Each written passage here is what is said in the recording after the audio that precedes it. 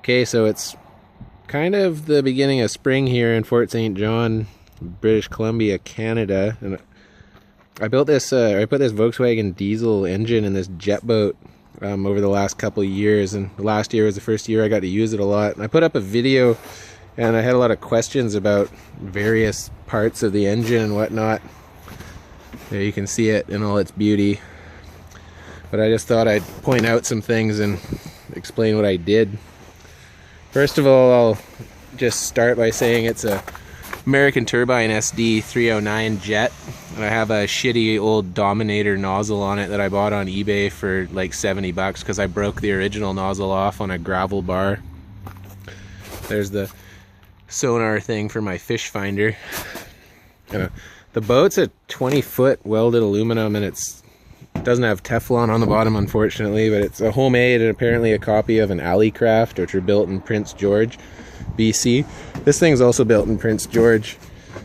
The engine cover, I have these electric fans in there because the pyrometer temperature runs so high. And here's my freshwater intercooler. The jet's always pumping fresh river water through it, and it didn't even get that plugged up with sand. I pulled it apart and checked it to clean it. And this was an idea, a pre-intercooler, but that actually doesn't do anything at all. I think it'd be better to just run a pipe from the outside of the engine compartment to the outside of the boat somehow without getting water in it. Because the main problem with this engine is the exhaust temperature gets way too hot. And it has the capacity of putting out like over 40 pounds of boost. It has a little whole set wastegated turbo. It's an HE200WG turbo. It's used on a 4-cylinder Cummins engine, and I bought it from China. Actually I bought it on the TDI Club. Some dealer was selling them, but I found a place that sells them directly in China, and I can get them cheaper that way. This intake manifold is off like a 70s like mechanical fuel injected gas engine, because the 8-valve Volkswagen engines, the TDIs and the 8-valve gas ones, their intakes and exhaust all have the same bolt pattern. So then I got a friend of mine who's a welder to just weld this cheap eBay intercooler tubing to that, and then I plumbed it in, and then the intercooler piping just runs down and into the other inlet to the intercooler. The injector pumps pump off a Land Rover 200 or 300 TDI. They sell them in the UK. I had to buy it on eBay from England and get a family member who lives over there to ship it to me. And it's a 11mm pump, so it's got the capacity for more power than the actual electronic TDI pump. And it just bolts right in. You have to like thread some bolt holes, but they line up perfectly, and this TDI pulley fits right on there. I just had to die grind out one of the holes so the timing tool would fit in there.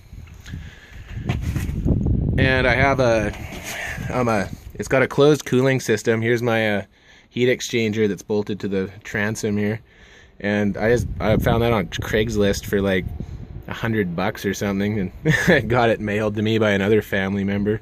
The boost sensor, since I didn't want to run a hose all the way to the front of the boat, which it might have been a better idea to actually do it that way, but there's just a little hose right here and this little electronic pickup for the gauge, which is mounted in the dash.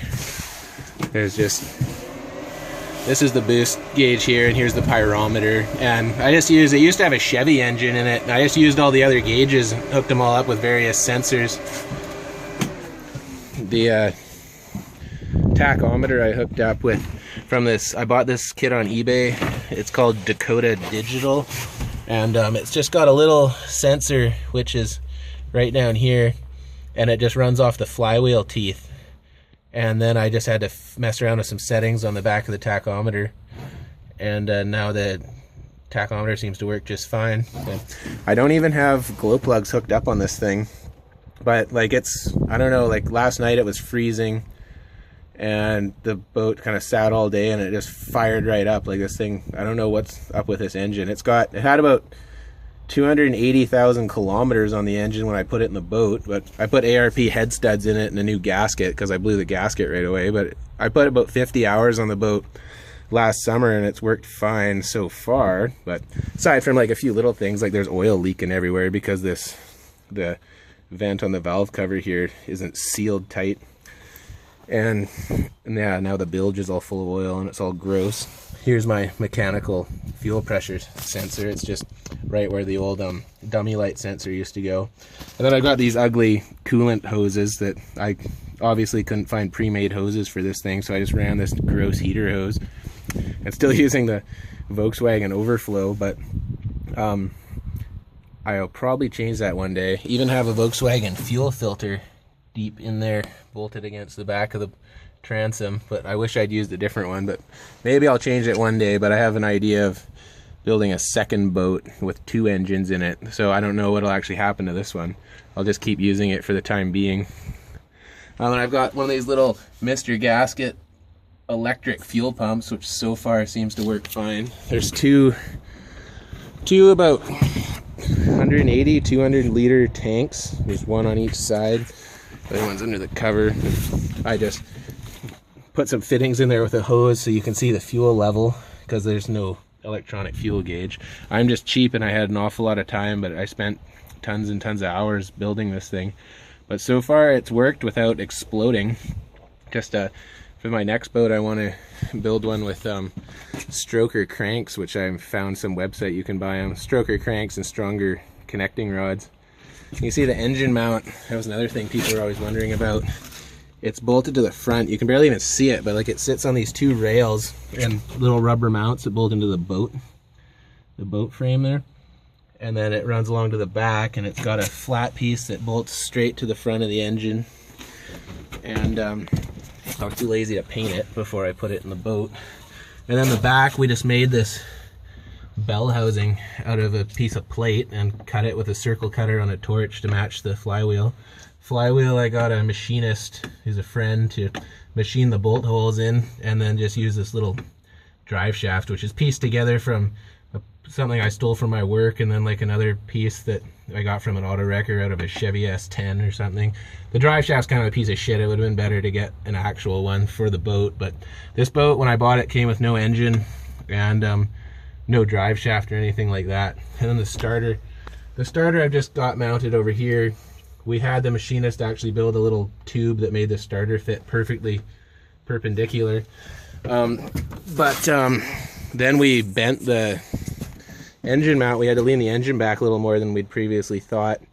And then the starter wouldn't engage anymore, so then I had to screw around cutting it and sort of tacking it in place with a welder, and then until it would finally engage properly. And it's worked every time now, and it doesn't look like it's wrecking the flywheel teeth too bad. Yeah, if you have any more questions, you can post them, and I always reply pretty quick.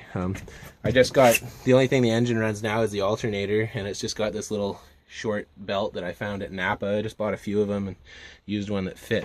But yeah, this is gonna go because it's useless, and I will find some sort of better intake. And yeah, I've got these vents in the top of the engine cover too that are just, that's because of the fans. It's just, while it's running, it's just constantly blowing air out of there, and it lowered my pyro temperature of my exhaust by about like 150, 180 degrees Fahrenheit. And before it was always running about 1,000 degrees, which was kind of scary, and melting plastic that was around it and whatnot. But now it'll run about 850, and you can see it run, or hear it run. It just, you can hear the fans come on, and there's no glow plugs or anything. It just fires right up with no glow plugs, and vibrates really bad. I wish I'd found better engine mounts, but once you rev it up higher, the vibration goes away quite a bit. I'll shut that off because it's loud, but yeah, like I said, if you have any more questions, feel free to comment, and I'll try and get back to you if I didn't cover something. Okay, thanks. Bye.